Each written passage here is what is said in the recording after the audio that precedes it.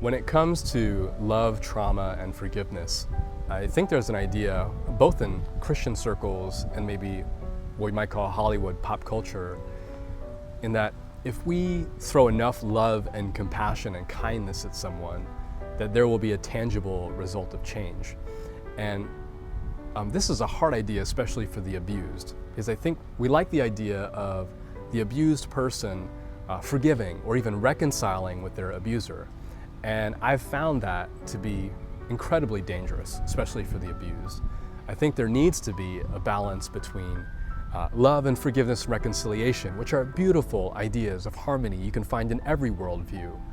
And at the same time, combine with, in a wise way, boundaries and distance, having wisdom over the way that we interact with others, especially for those who have been abused and traumatized. This gets especially hard with mental illness. That's not to knock people with mental illness, but I think because of the narrative that we have about sort of a hero, rescuer, almost martyr syndrome that we see in everything, movies, pop culture, songs, books, that we see people with mental illness and assume that I can do something about this person.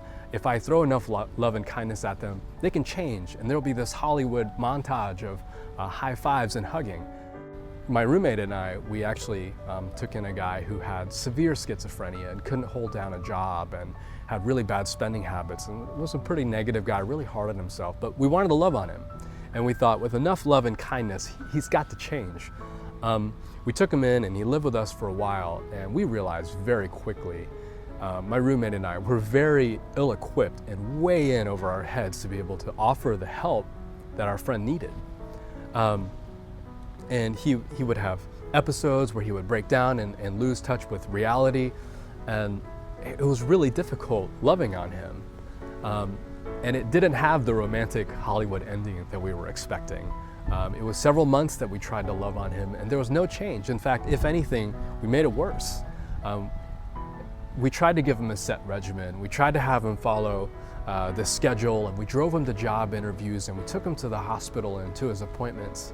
But all to no avail. My roommate and I came to this realization that the world is fractured and people are fractured.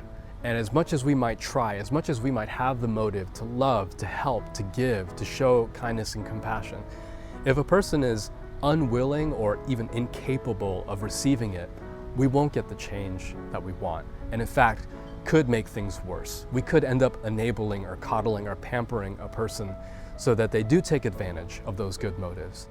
While I don't see the world in such a cynical, pessimistic way to assume everyone has bad motives, certainly we can love so much that it can come at our own expense, of our own safety, of our own security.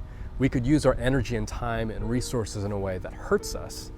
And without self-care, we can't care for others. Without wisdom, without boundaries, without that knowing how to interact in a way that is safe for us, then we can't actually show love and kindness and compassion. So love has to come wrapped up with truth, wrapped up with wisdom. Jesus tells us in the Gospels, he says in the New Testament, he says, be as innocent as doves and as wise as snakes. He's saying, be as pure as the dove, but be as cunning as the snake. That there is a kind of love that you can have in your heart that is pure and giving and generous and completely, fully investing yourself. But then that's also combined and intertwined, not either or, but both and, with wisdom, with truth, with assessing the reality of the situation, with knowing, here are my limitations. Here's what I know that I can give. Here's how I know that I can love. But there are other ways and some days where I can't, where I know that I'm bound by the resources that I have and by my own capabilities. So it's not that I'm saying love less, but I am saying I think we can assess our own limits, our own abilities, and the resources that we have that we're able to give.